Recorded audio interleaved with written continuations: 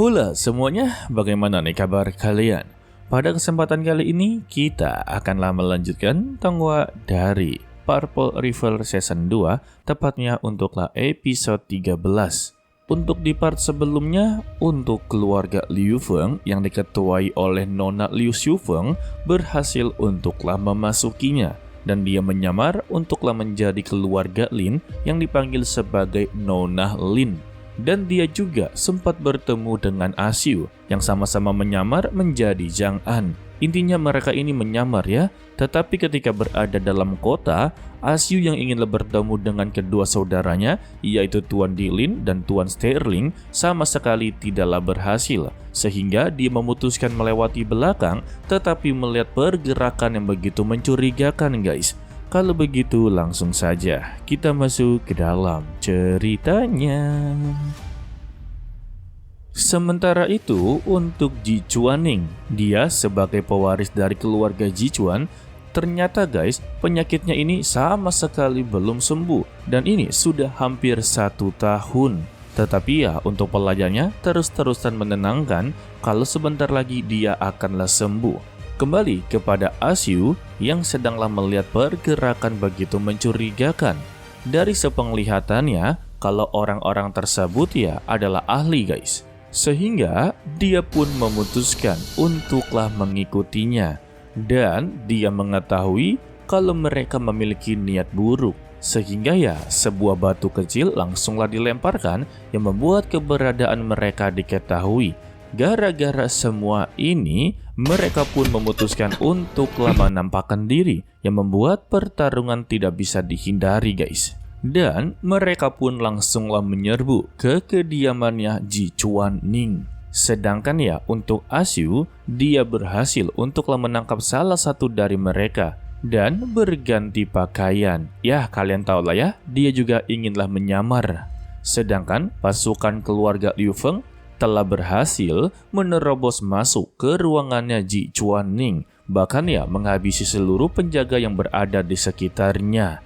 Ji Chuaning menjadi begitu sangatlah ketakutan dan mengancam kepada mereka kalau dia adalah pewaris dari keluarga Ji Chuan. Jika mereka berani untuklah menyakitinya ataupun menangkapnya, maka keluarga Ji Chuan tidak akanlah tinggal diam.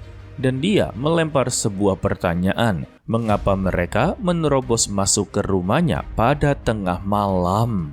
Ditambah, Ji Chuaning menolak untuklah ikut dengan mereka. Sehingga ya Tuan Putri Liu Feng Shuang ini langsunglah mengubah rencananya. Karena dia menolak, maka dia haruslah dihabisi. Sehingga bawahannya pun diperintahkan untuklah menyerang.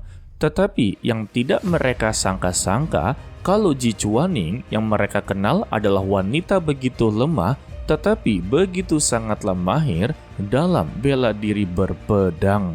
Tetapi tetap saja, ketika Nona Liu Feng Shuang turun tangan, dia langsunglah dikalahkan dan dibuat jatuh pingsan. Sayangnya, mereka tidak menyadari ada seseorang yang sedanglah bergerak secara diam-diam, yang tak lain adalah Asiu. Dan ketika mereka lengah ataupun ingin pergi melarikan diri dari sini, Asiu langsunglah mengambil kesempatan dalam kesempitan untuklah membawa kabur Ji Chuaning. Melihat itu ya, mereka pun langsunglah mengejarnya.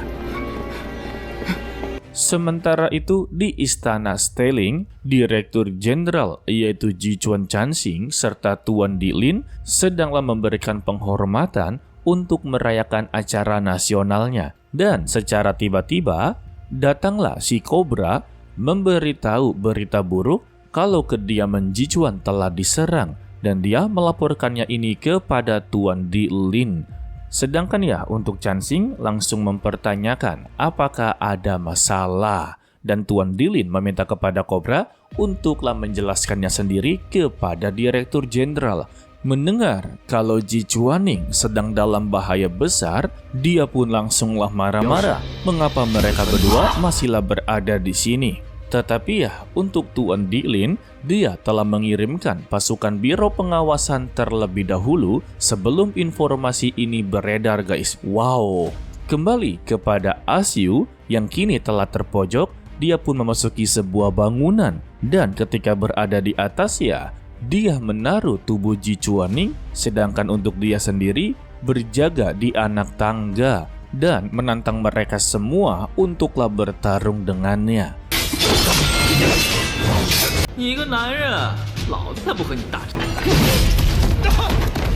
Untuk orang pertama berhasil untuklah dihabisi, tetapi untuk lawan kedua, Asyu mulai kesulitan dikarenakan luka yang barusan saja dia dapatkan mulailah melebar. Hal ini membuat energinya mulai terkuras. Sedangkan untuk Nona Liu Fengshuang melihat kemampuan bela dirinya merasa tidaklah begitu asing. Dia tampaknya pernah melihat ataupun familiar lah. Tetapi dia tidaklah mau memikirkan ini terlebih dahulu. Prioritas dia saat ini yaitu menangkap Ji Chuaning dan dia memerintahkan seluruh anggotanya untuklah mengepung Asyu. Sehingga Asyu pun langsunglah dikepung. Dan untuk Asyu sendiri, dia tidaklah mau mundur seperti ini. Dia lebih baik mati untuklah menjaga Ji Chuaning. Dan ini adalah janji seumur hidup dia kepada Ji Chuaning. Alhasil, dia pun mengerahkan seluruh tenaganya. Semua anggota yang berada di depannya berhasil untuklah diratakan, guys. Hal ini membuat Nona Liu Fengshuang merasa begitu sangatlah kesal karena jumlah anggotanya semakinlah sedikit, sehingga dia pun turun tangan dan melakukan pertarungan. Dan mereka benar-benar seimbang, guys. Ya, pertarungan sengit lah. Sayangnya, pasukan Biro Pengawasan telah berada di kediamannya Ji Chuaning. Hal ini membuat keadaan mereka terpojok. Jadi, mereka mempunyai dua pilihan. Merelakan Ji Chuaning begitu saja, dan mereka akanlah selamat. Atau bertarung dengan Asyu, maka mereka semua akanlah ketahuan. Karena sudah pasti Asyu akanlah mengulur waktu. Tetapi Nona Liu Fengshuang tidaklah sengaja melihat batu permata milik dari Asyu terjatuh.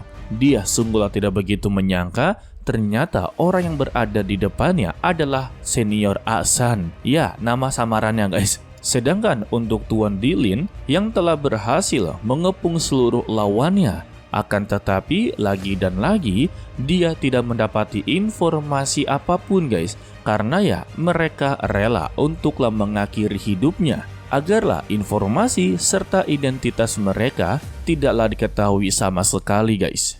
Melihat musuhnya adalah prajurit siap tewas, membuat Tuan Dilin mengingat kejadian sebelumnya.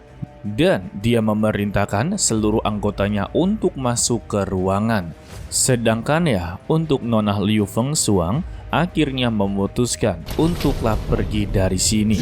Karena Biro Pengawasan memiliki orang-orang yang begitu sangatlah kuat. Sudah pasti dalam jumlah mereka seperti ini tidak mungkin bisa untuklah menghadapinya. Jika mereka memaksakannya, maka mereka akanlah meninggoy. Tetapi yang membuat dia begitu kecewa kepada Asyu alias Asan yang telah menggagalkan rencananya.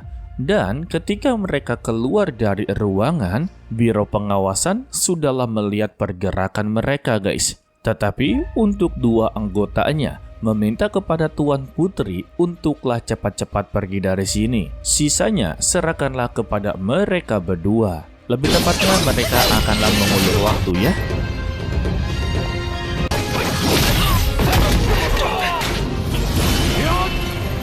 Beruntungnya saja mereka berdua sama sekali tidak terluka parah dan berhasil untuklah mengulur waktu dan mereka memutuskan untuklah melarikan diri. Dan dengan begini sama sekali tidak ada yang diuntungkan, guys. Mengapa Mimin sebut seperti itu? Karena untuk pihak dari keluarga Liu Feng jumlahnya semakinlah sedikit atau korban jiwanya terlalu banyak. Sedangkan untuk keluarga Ji Chuan, bangunannya hancur, penjaganya juga telah meninggoy, tetapi untuk Ji Chuaning berhasil untuklah diselamatkan. Ya, intinya banyaklah pihak-pihak yang dirugikan, guys. Tetapi untuk Ji Chuaning yang paling diuntungkan, karena dia sama sekali tidaklah tertangkap. Sedangkan untuk Tuan Dilin yang telah berada di atas, dia langsung mengenali kalau orang yang berjubah hitam ini adalah Asyu. sehingga dia pun meminta kepada seluruh anggotanya untuklah jangan melihat dan selesaikanlah tugas utama mereka, yaitu melindungi Ji Chuanning. Setelah selesai dari semua ini, Tuan Sterling juga datang. Tuan Dilin sangatlah tahu kalau dia sudah pasti diutus untuklah ke sini. Dan Dilin memberitahu lagi kalau kelompok ini ya rekan-rekan orang yang bertarung dengan mereka sebelumnya. Dan Sterling juga memberitahu kalau wanita berpakaian merah dia pernah melihatnya di perbatasan Liu Feng. Dari sinilah mereka menyimpulkan apakah mungkin kalau keluarga Liu Feng memasuki kota keluarga Ji Chuan dan inginlah memulai peperangan. Tidak lama dari itu, kereta Adipati Ma sebagai tunangan dari Ji Chuanning telah datang. Hal ini ya membuat Tuan Dilin dan Tuan Sterling sama sekali tidaklah suka dengan kedatangannya. Karena ya dia datang terlalu terlambat. Sedangkan Ji Chuanning telah diselamatkan oleh Ji Chuan Asyu. Sedangkan untuk Asyu sendiri telah berhasil dikeluarkan oleh Tuan Dilin. Ya, semua ini memang bertujuan untuklah menyelamatkan nyawa dari Asyu guys. Jika keberadaannya telah diketahui dan dia berada di kota ini, sudah pasti dirinya akanlah dikejar-kejar karena untuk saat ini dia adalah buronan terbesar bagi keluarga Ji Chuan. Dan kita bersambung untuklah episode kali ini. Mimin ucapkan terima kasih kepada kalian yang telah menonton sampai akhir. Dan seperti biasa ya, pesan-pesan dari Mimin, tetaplah menjadi orang yang baik meskipun itu sangatlah sulit. To be continue, sampai jumpa di video berikutnya. Bye-bye.